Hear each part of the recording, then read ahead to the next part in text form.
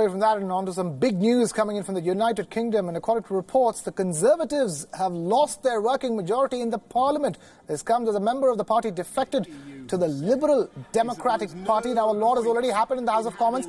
Let's now cut across live and listen in to the latest.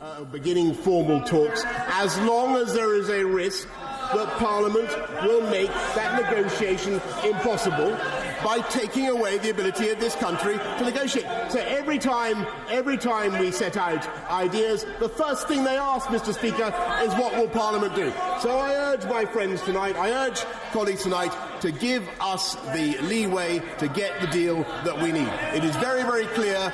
The deal that can be done, the outlines of it are very clear. If members had been listening in my statement earlier, they would have heard the rough shape of what that deal can be, both in getting the alternative arrangements and in solving the problems of the Irish backstop.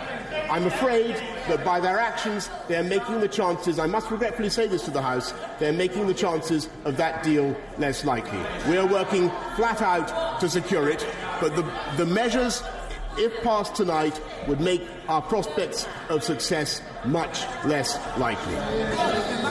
Hillary Benn!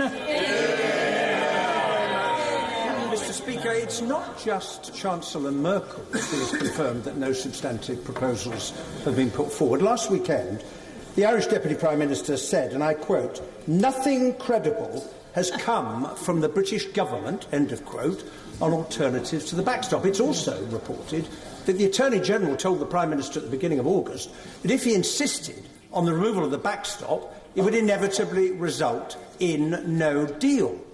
Is that true? If it's true, can the Prime Minister try and persuade the House why it is credible to argue that progress is being made in the negotiations? Because there's a growing number of members who have come to the conclusion that what he really wants is a no-deal Brexit. And that is why many of us will try over the next 2 days to prevent that from happening internationally. Mr. Speaker, the sad truth is there are many members in this House, and I'm afraid including the right honourable gentleman opposite, who simply want to block Brexit. And that's the truth.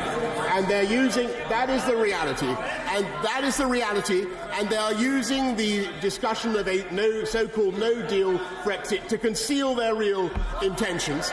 And by their measures tonight and tomorrow, they would be fatally undermining this government's ability to negotiate a deal. That is the reality. We can get a deal.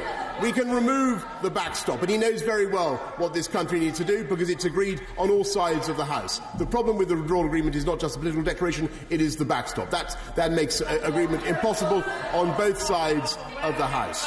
But as long as this House is proposing motions such as the ones tonight and tomorrow, I'm afraid we have no chance of getting progress from our EU friends. Mrs Anne Main. Thank you very much, Mr. Speaker. What discussions did my right honourable friend have about the Green Climate Change Fund and what progress has been made, and can he give us an update? Minister. I'm grateful.